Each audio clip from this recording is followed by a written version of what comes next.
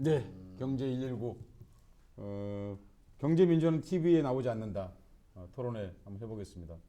우리가 지난 시간에 한번 히트를 친 적이 있었습니다. 을사조약이 쪽팔려서라는 프로그램이었는데요. 그때도 이런 말을 했습니다. 재밌어야 한다. 웃기지 않으면 잘린다. 이렇게 얘기를 했거든요. 그리고 이건 지극히 일방적인 토론이다. 그래서 토론이라 하기는 어렵다. 그런데 토론이다. 이 제목에서 얘기하고 있는 것처럼 경제민주화는 TV에 나오지 않기 때문에 우리가 텔레비전으로 찍고는 있습니다만은 그 TV에 나오지 않는 경제민주화의 진실을 오늘 한번 얘기해 보겠습니다. 저기 이것도 TV에 안 나가는 거 아니에요? 우리가 경제민주화 얘기하는데. 그렇죠. 예, 이게 TV로 보면 되죠, 인터넷에. 동영상. 근데 TV에 예. 요즘 경제민주화 얘기가 조금씩 나와요. 경제민주화라는 단어는 안 나오지만 예. 월가 시위도 나오고 예. 요즘 뭐 워낙 이 문제가 심각하다 보니까 예.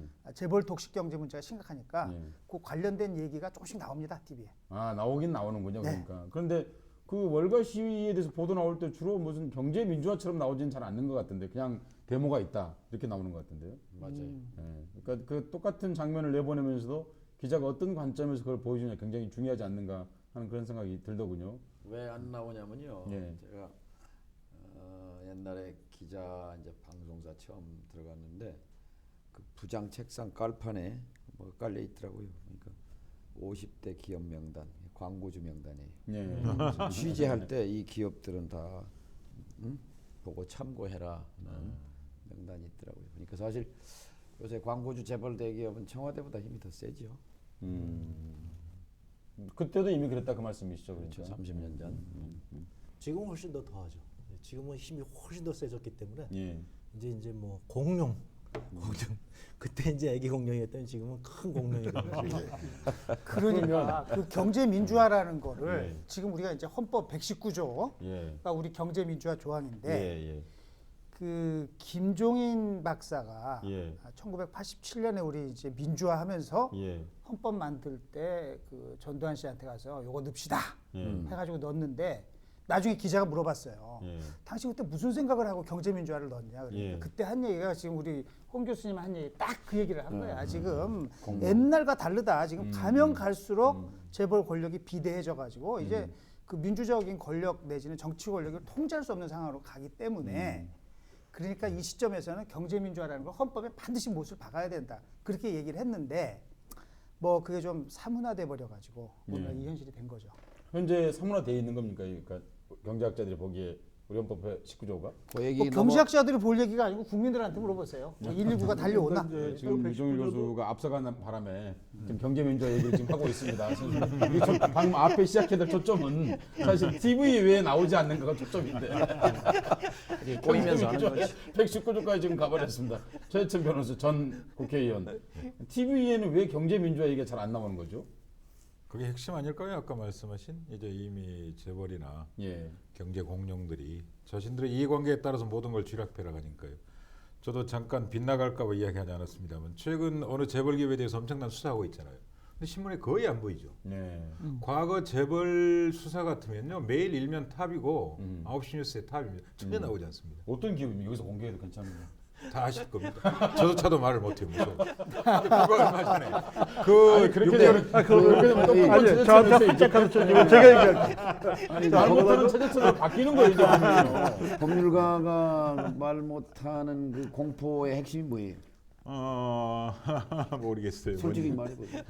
근데 이제 조금 빗나가면 그 전에도 수사 있고 어느 지검장이 뭐 사표 쓰네 마네 이랬잖아요. 그때 제가 수사 실무에 있던 사람들을 우연히 결혼식장에서 만난 적이 있어요. 근데 저한테 가서 그래요. 아니 이렇게 재벌 수사하기 어렵습니까? 그래서 야 너 몰랐냐 그랬어. 야 몰랐냐 이미 정치나 모든 영역이나 관료 영역은 재벌들이 얼마나 막강하고 힘이 센지 다 알고 있다. 진짜 숨은 권력, 그렇죠. 그림자 권력이 누군지 이제 알았느냐. 그러니까 지금부터라도 제대로 해라. 제가 결혼식장에서 농담처럼 그런 적 있어요. 근데 그 사람들조차도 그걸 모르고 있었던 왜 거예요. 그런 거 결혼식장에서 얘기합니까? TV 토론 나와서 얘기해요. 최재천 변호사가 겁을 낼 정도다. 삼성밖에 없지 그럼. 아니 그러니까 그게 과연 김대중 정부 혹은 노무현 정부 때 TV에 안 나오는 건 또 다르죠. 이번에는 언론 통제라고 하는 것도 같이 결합되어 있습니다. 그죠? 그 부분도 같이 말씀을 좀 해주셨으면 어떨까 싶습니다. 그러니까 근데요, 예. 이게 언론 통제보다 더 먼저 중요한 게 있어요. 예. 이거를 얘기하는 사람이 얘기를 하면 언터처블이 돼요. 아하. 왜 불가촉 천민이자 그 그러잖아. 불가촉 천민. 그 천민들 이렇게 건드리지 않는 이렇게 예. 옛날 우리 그 뭐라 이렇게 환자들 전염병 예. 환자들처럼 예, 건드리지 않는. 그러니까 우리나라에 지금 이 언터처블이 두 개가 있는 거예요. 하나는 재벌은 우리가 건드릴 수 없어서 정말 언터처블이고 예. 재벌에 대해서 얘기하는 그 순간에 주위에 사람이 싹 없어져요. 아, 예. 간첩 비슷하군요. 그러니까 당연하게 이런 얘기가 언론에 나올 수도 없을 뿐더러 얘기를 하는 사람들이 사라져 버리죠. 그런데 아까 이제 우리 사회자님께서 언론 통제라고 쓰셨는데 그게 지금 문제는 더 큰 문제는 통제 자체가 필요 없는 상황 아니에요? 통제라는 건 바깥에서 근데 내가 지금 얘기한 건 하는 이제 거고. 이거죠. 이명박 정부 들어와서 전반적으로 SNS가 너무 활발해지고 사실 언론이 정상적이면 안 그렇다는 얘기죠. 낙곰수가 경제를 얘기하고 또 낙곰수 보조판으로 잊어버렸네. 제 이름 나는 꼽사리. 나는 꼽사리가 히트를 치고 그게 다 이제 경제민주화에 대해서 얘기를 못 하게 되니까 경제의 핵심적인 부분. 그중에 핵심적인 부분이 오늘 우리가 얘기하려고 하는 경제 재벌 민주화, 뭐 재벌 개혁 이런 것도 포함되어 있을 텐데요. 이 정권 들어와서 더욱더 정권의 언론 통제하는 거하고 두 개가 같이 맞아 떨어짐으로써 정말 이명박 정부 들어와가지고는 경제 민주화를 언론에서 언급하는 것 자체가 뭐 거의 신성불가침의 거의 영역에 도달하지 않았는가 그런 생각이 들었던 거죠. 그래서 우리가 제목도 사실 경제 민주화는 TV에 나오지 않는다라고 이제 제가 얘기를 해본 겁니다.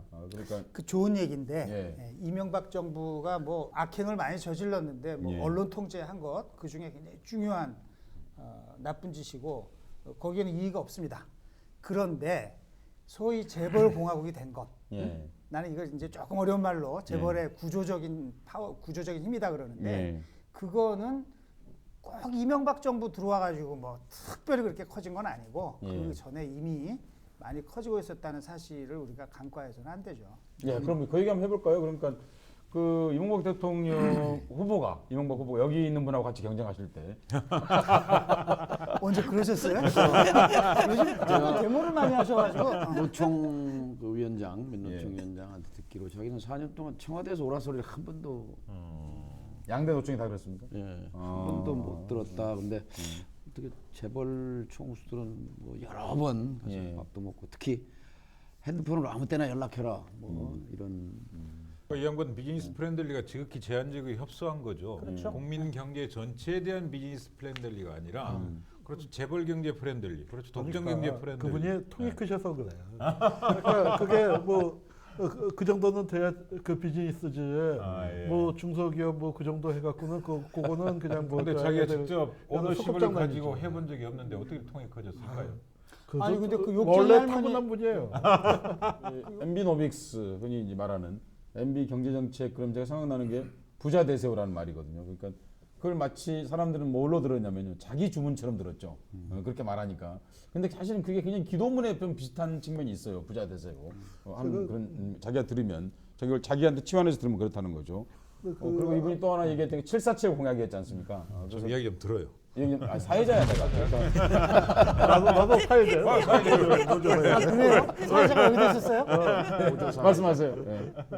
아니 이제 그 아까 얘기를 그 꺼내려고 하다가 다시 MB로 돌아가서 예. 그런데 그 사실 재벌이 이렇게 그 세지기 시작한 게 그 MB 때만은 아니지 않느냐. 예. 그 문제에 대해서 우리가 좀 그 짚고 넘어가야 하고 반성할 거는 반성을 해야 한다고 생각하는데. 네, 좋습니다. 거기서부터 얘기하면 저는 시작해 보시죠. 그 어디 강연 다닐 때 늘 그 대조해서 얘기하는 게 이게 저 국제 상사 얘기를 합니다. 그러니까 85년인가 6년인가 85년도에 그 저 전두환이가 양정무 씨. 감히 10대 재벌 중에 하나인 뭐 정치자금 달라고 하는데 뭘 하나 빼고 줬죠. 영을 하나 빼고. 영을 하나 뺐으니까. 영을 하나 빼고 줬다고. 뭐 그래서 미운털 좀 했다고. 그러니까 요즘 말로 저거 치워. 저거 치워를 해버려서 10대 재벌이 공중분해가 됐단 말이에요. 그 재벌 랭킹 7인가 8위였는데. 그러니까 이제 그거는 확실하게 그게 좋은 세상은 아니지만 국가 권력이 독재 정권에 비해서 압도적인 우위에 있었던 거죠. 생사여탈권을 한 박사 뒤에 그 사진 아 이분 얘기 싫다는 이제 말 것도 없어. 어찌가 하노. 그러니까 이분은 이분보다 재벌을 아니에요. 창시하신 분인데 이분 때문에 컸어요 이분의 사실. 문제는 저기요. 예. 그러니까 이분은 뭐냐면은 어린 아이들을 이렇게 보살폈고, 네. 그다음에 이 박해지 신분이 이제 잡은 다음에는 그 얼라들이 많이 컸네. 너 많이 컸다. 눈 깔어. 했는데 좀 이게 부산이라서 이렇게 소리가 좀 늦게 전달되고 아하. 안 까니까 저거 치어가 됐고. 나는 이게 우리가 민주화를 잘못한 게 민주화를 하면서 강연하십니까 지금? 그런데? 뭘 잃어버렸냐? 재벌에 대한 고삐를 사회 잃어버렸어. 보는 줄 알았는데. 고삐를. 고삐를 놓쳤다. 재벌에 대한 그러니까 고삐를. 국제상사가 85년인데 노 대통령이 권력이 이제 시장으로 넘어갔다가 딱 20년 뒤에 나온 얘기네요. 예, 그죠? 예. 20년 만에. 예. 그 넘어가는 과정이 말이죠. 이제 그 상징적인 게 몇 가지가 있는데 그때 91년인가 대선이 정주영 씨가 93년도요. 92년. 92년도. 92년 대선에 정주영 씨가 정치 권력을 이제 직접 잡겠다고 예, 예. 대선에 도전을 그렇네, 하죠. 그렇네. 국민당을 만들어서 그때 반값 아파트 공약하고 예, 예. 그게 신호탄이에요. 더 이상 우리 그렇게 잡혀 살지 않겠다. 음. 근데 그렇게 되는 게 이제 상당히 중요한 게 뭐냐면은 나 이거 잘못하면 강연되겠네. 금융을 그 전에는 돈줄을 정부가 딱 잡고 있었거든요. 예, 예, 예. 돈줄을 다 잡고 있었는데 예, 예. 자꾸 이제 민주화하고 자유화한다 그러면서 요 얘기는 나중에 내가 좀 해야 되는데 민주화가 자유화가 아니요. 그런데 민주화를 자유화로 알아가지고 다 시장에 맡긴다는 식으로 가니까 정부가 이제 우리는 그리고 또 3조 5항으로 돈을 많이 벌었거든 재벌들이. 그러면 네. 우리가 우리 돈 가지고 사업하는데 이제 더 이상 너희들 말 듣기 싫다. 그런데 옛날 버릇이 있어가지고 정부가 자꾸 큰 소리 치는 것 같으니까 그래 권력도 내가 가질게. 요거예요. 그게 이제 실패를 했죠. 그 다음에 이건희 씨가 북경 발언이라는 게 있어요. 예, 예, 예. 그랬죠. 1, 2, 3년 가고. 3년. 아 정치는 사류라는 거 아, 아니야. 사류였나요? 정치는 사류라는 거 예. 아니야. 관료들의 입장에서 가만히 보니까 정치 권력은 5년이면 왔다 간단 말이에요. 그런데 재벌은 영속적인 권력이에요. 그렇죠, 예. 그러니까 가만히 보니까 누가 더 어디에 붙어야 되느냐? 정치 권력에 붙으면 지금도 봐요. 정치 권력에 붙은 사람은 5년이면 사라진단 말이에요. 그 다 감옥 가 또.